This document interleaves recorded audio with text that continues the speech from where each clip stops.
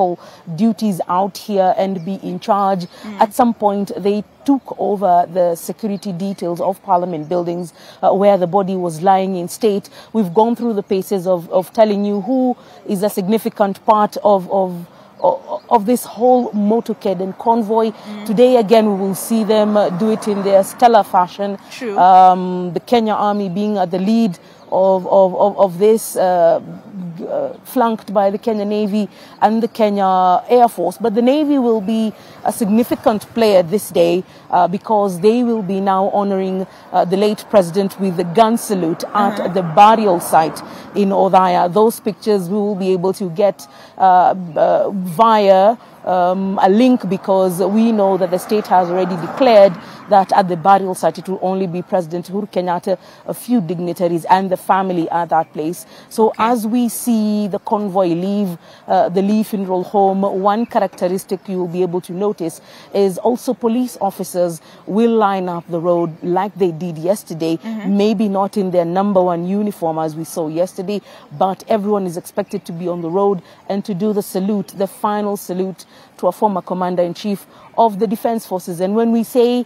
Defense Forces, doesn't necessarily mean the Kenya Defense Forces, because there is the Intelligence Service, the National Police Service. If I can just ask you to explain what a #1 uniform is to those who are laymen, such as myself. So the dark blue outfit that you see the IG in, with the hat. And he looks really stellar, and he can even do the sword. That is a #1 outfit. You've seen like the gentleman standing behind us, the military police officer, the one in the red cap. That's a #1 uniform. It's khaki in color. For the Air Force, it's dark blue. And for the Kenya Navy, for the commissioned officers, it's a white suit. For the non-commissioned officers, they wear the sailor's uniform, the one where they have the lines out here. And the boots. Someone was asking me yesterday, why are the Kenya Navy officers wearing gumboots? Those are not gumboots. It's a special leather wrapper on top of the boot. It's a tradition by all navies across, just to know who a sailor is, and that's their official. You bring up the Navy because you say they will give a gun salute. Yes, that is at the burial site. At the burial site. And is it a 21? Because when I hear of gun salutes, I automatically assume 21. Is that the number, and what is the significance? There are several numbers of gun salutes, all the way from 7 to 21, depending on the rank of the official, the time of their death. Did he die during office? He's a retired head of state, and thus he will be granted the 19 gun salute. If they choose to go ahead and do the 21, there's nothing wrong with that. However, the 19 is the most viable to happen at this hour of the moment, because he has died as a retired commander-in-chief. God forbid, and we wouldn't want that. If the current head of state were to die in office, then the scenarios change a bit differently, because this is an official who is being laid to rest, having died in office. The late Jomo Kenyatta was the Kenyan president who died in office, and was accorded probably several different traditions from the ones who have died after serving office. There's how they relate with their serving and their former presidents, and that's how the 19 gun salute comes. So it comes in odd numbers, from 7 to maybe 11 to 17 to 19 to 21, depending on how maybe the Chief of Defense Forces would like to honor their fallen commander-in-chief. So we will be able to know finer details at this moment, whether it will be 21 or 19, but ideally the tentative one is the 19 gun salute. And why the Kenya Navy? Because they will be doing it with the gunnons. In Kiswahili we call them bizinga. So they'll have a cannon on the ground, and the big balls of was it bombs or bullets? I don't know.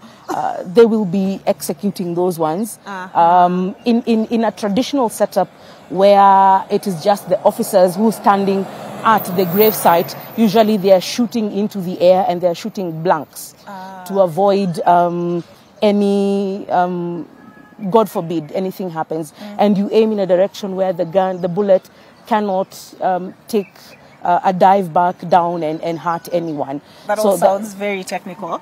And while we've been standing here, we've witnessed several military police vehicles come in, motorcycles. That has been happening since about 5:30 this morning. Already behind us, we've seen the army. You've said the army have taken charge here in the red. That's the army, correct? Yes, and now that is called a red tunic, which is a ceremonial dress that they wear during such ceremonies, whether it is national celebrations or weddings or funerals like this one, or they're just celebrating within their barracks. When they have a formal dinner, they do the red tunic dress, but it looks like a penguin suit per se, just to give it a little bit of flair.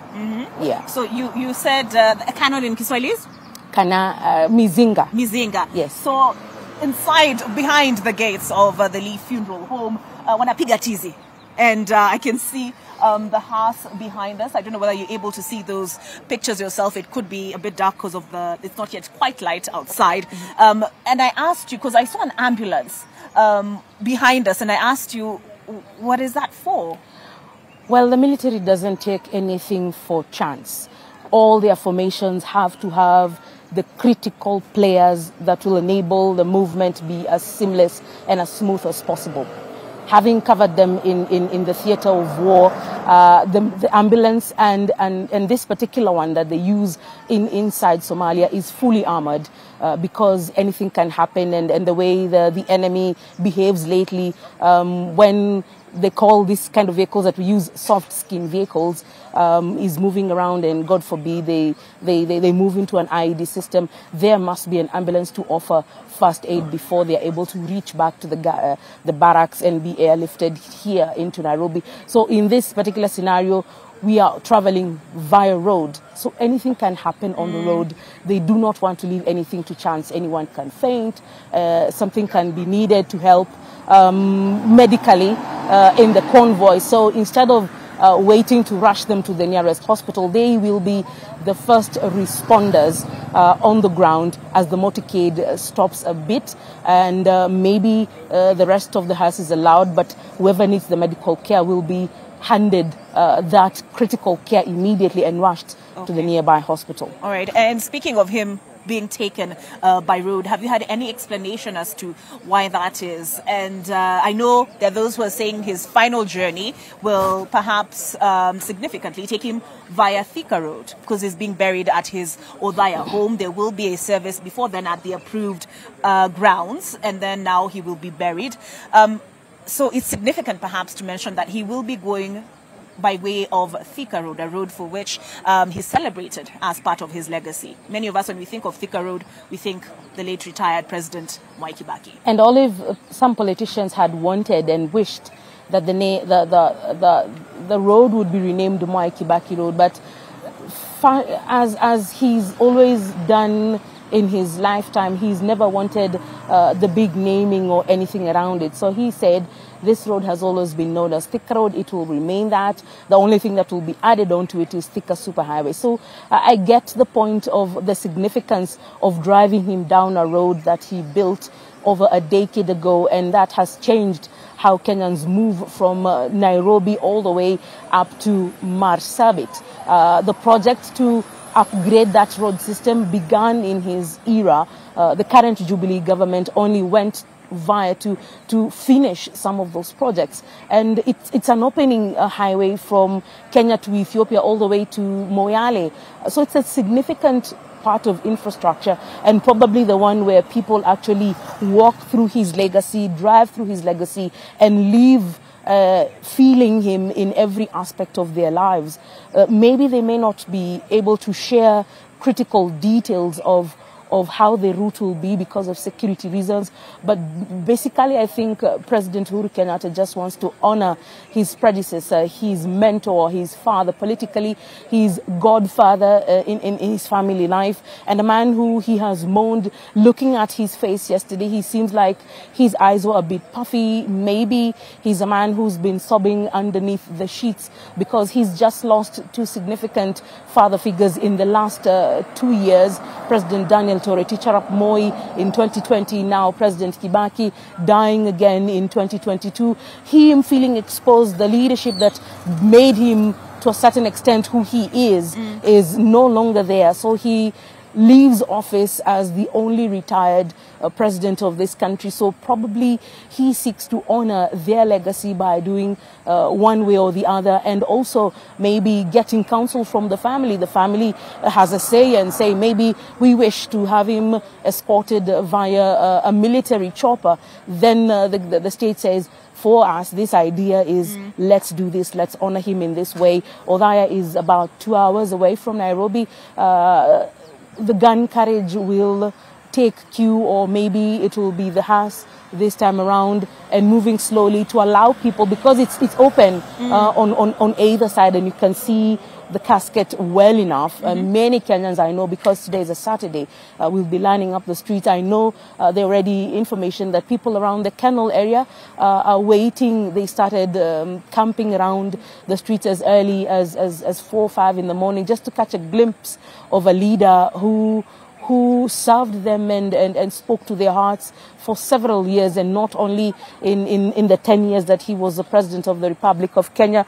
So Olive, today really the military gets to show off what they can do in terms of honoring their commander-in-chief and just going through the paces to secure this particular convoy and motorcade as it leaves here in the Lee Funeral Hall, snaking its way into major roads around Nairobi and then into Central Province. And I'm curious, is the family going to accompany the hearse, and is the president going to be part of that convoy? Now, some of those details are not privy to us because of, like I said, security reasons. He may choose to accompany the convoy or just fly to Othaya and be on standby to receive the body. Yesterday, what we saw is that there were 2 vehicles where the family was able to accompany the body. So I'm thinking it may not augur well if the family does not accompany the body. So maybe 1 or 2 of the relatives will be on hand. And Mark, I know we have to give it back to you, but those are some of the nitty-gritties that people will be looking out for in terms of how to maintain the African culture vis-a-vis a state funeral, and how a state would honor their fallen leader. And this is just the beginning of our special coverage this morning. We will stay with the convoy. In fact, Leila Mohammed is traveling alongside it, or behind, or security reasons, I'm not clear on that, but she will be following the convoy all the way to Othaya. In Othaya, we have Frida Mwaka and Melita Oleteng is already on the ground, so perhaps, Mark, we should hear from them.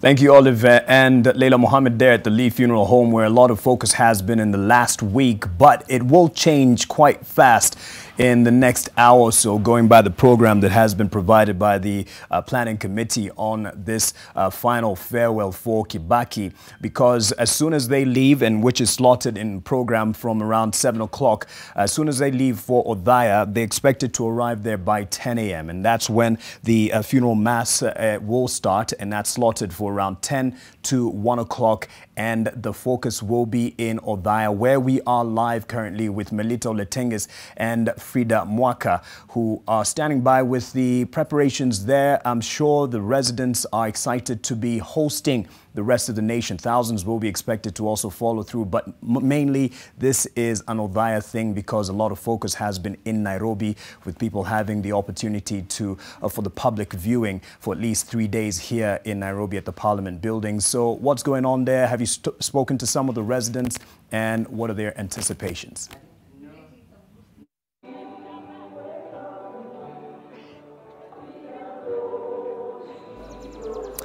Well, Mark, we are up early here at the Othaya approved grounds where the residents here are already streaming in. They were streaming in from as early as 5:30 a.m. in the morning. And what you can see behind me is just how much the security has been bolstered. I can see different security agencies already here on ground. The Kenya Defence Forces, of course, who are actually the main players driving this particular burial ceremony here in Othaya, and as well as administration officers who are here. The Kenya Police also is here. This is just to keep tight security even as residents filter in. You can see that they are manning inside and outside of this particular approved grounds here in Othaya.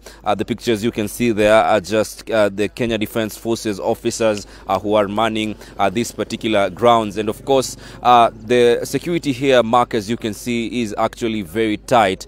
This goes to show that even as Kenyans will be filtering in here, they will be going through very, very tight security protocols to ensure that there is no security threat at the approved grounds where thousands of mourners are expected, dignitaries as well as politicians. We expect that President Uhuru Kenyatta, his deputy William Ruto, and the retired Prime Minister Raila Odinga will be making their way here for the ceremony.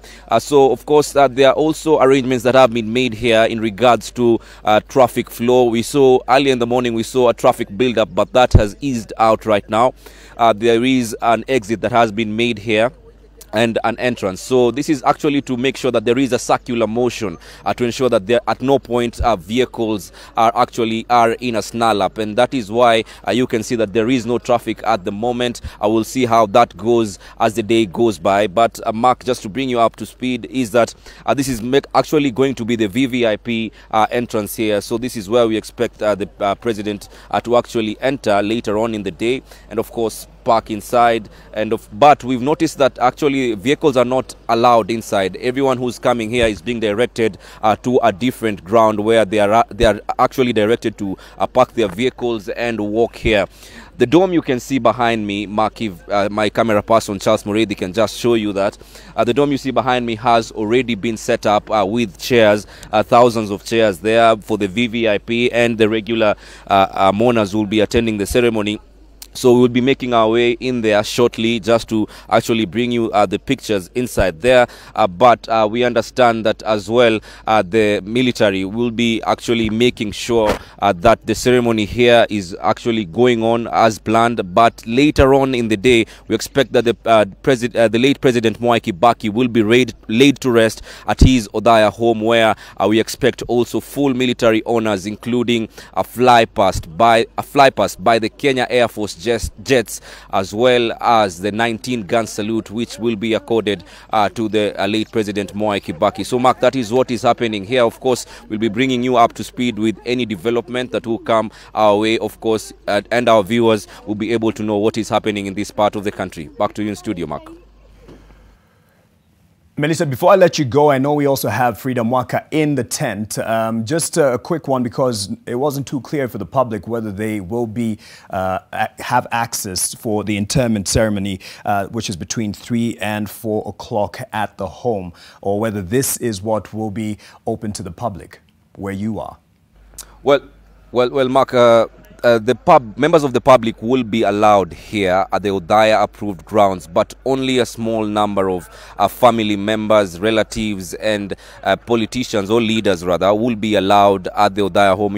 A setup has been made for about 500 people who will be allowed entry into the family home, just about 2 kilometers from Othaya town, but at the graveside where the late President Mwai Kibaki will be laid to rest side by side with his late wife, Mama Lucy Kibaki. We are told that only family members will be allowed into that particular graveyard where he will be laid to rest. So there is a very, very tight protocol that is being followed here to ensure that the numbers are reduced. This is also to ensure that there is no congestion of people at a certain place at any particular time. And this is how the military has organized, as well as the family, to ensure that they give the late President Mwai Kibaki a befitting send-off. Mark.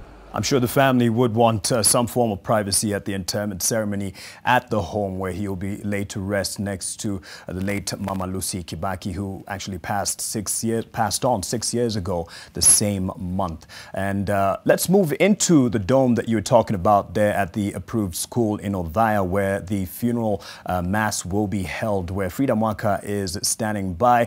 Not as busy yet, Frida, but I'm sure it will be changing in the next few minutes as people come in. Tupe uhondo.